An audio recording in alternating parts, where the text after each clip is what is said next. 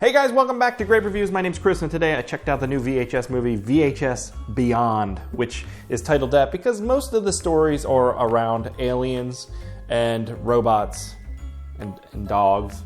But we'll get to that. We're going to get into some spoilers here. But up front, this is what I'll say overall about the VHS Beyond. I thought it was really good. I thought it was a really solid entry into the VHS franchise. In general, the visual effects are so freaking good in this one. The production values are really great. All the stories have something cool happening.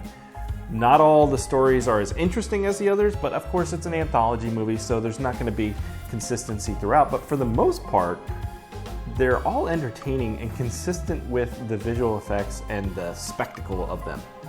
I think why I like the VHS series so much, and they're not all great, but most of the time they push beyond your standard anthology movie that you'll find, I think because the stories always seem to escalate in such crazy ways and almost sometimes have like a video game feel as like a cutscene of how crazy they get at times. So they're just really fun.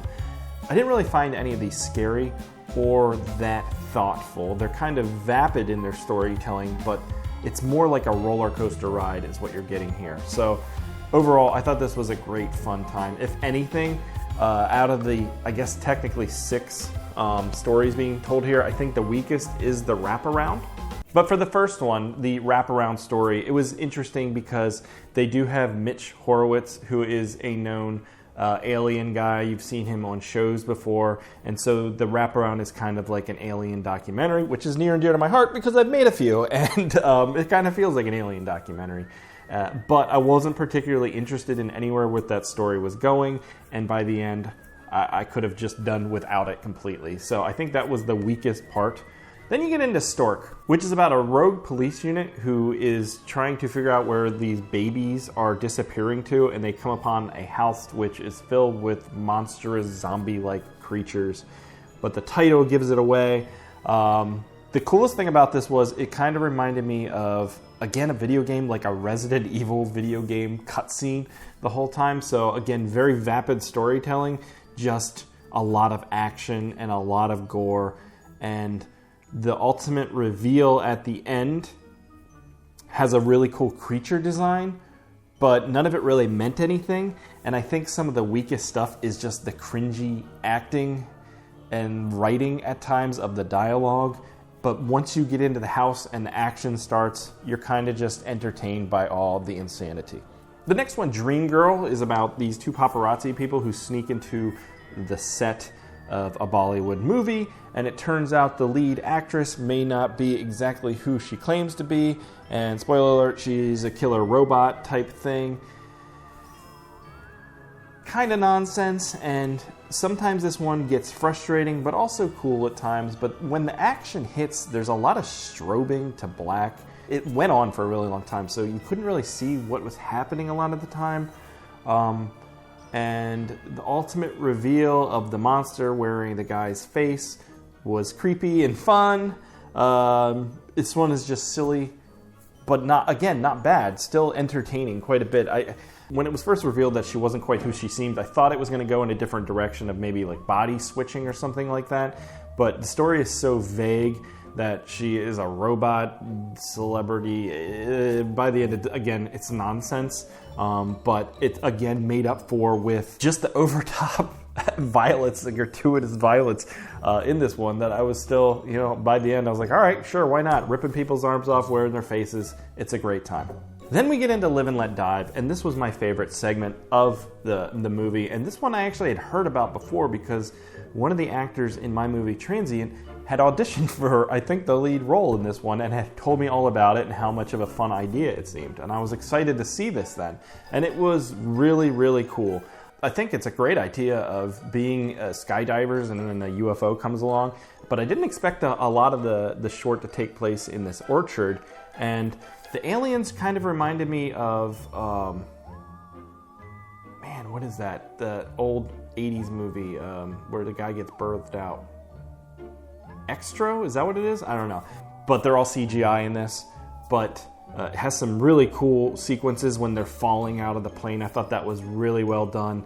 the stuff in the truck. It was just a really cool short. At first I was a little worried because the acting seemed a little forced. Everybody's cheering and stuff. It didn't feel quite natural. And that's, I think, the weakest thing about most of these is the acting. But again, once the action starts, I'm invested. It's also neat that this whole short took place in broad daylight. It still brought a lot of tension and scared, even though you could kind of see the aliens in all their glory. The visual effects in this are just so good, though, especially when they're flying out of the plane. This one was just really, really cool. I really enjoyed it. The next one we go to is Fur Babies, and this one's directed by Justin Long and written by Justin and Christian Long. And I'm a little torn on this. I think I might be in the minority because I've seen a lot of people mentioning this one, really liking it, and I was not that impressed. I thought the acting was particularly bad.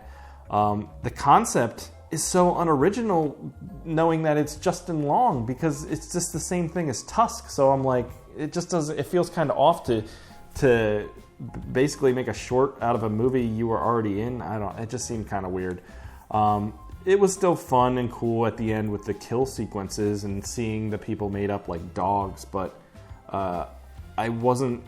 Yeah, I just seemed so unoriginal that I couldn't really get past that.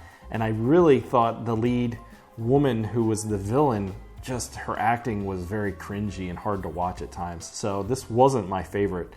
And then we go on to Stowaway, which is weird. It's directed by Kate Siegel and written by Mike Flanagan. I believe they're a couple. I was waiting for the unnatural long monologue about life, as Mike Flanagan typically puts in his stuff.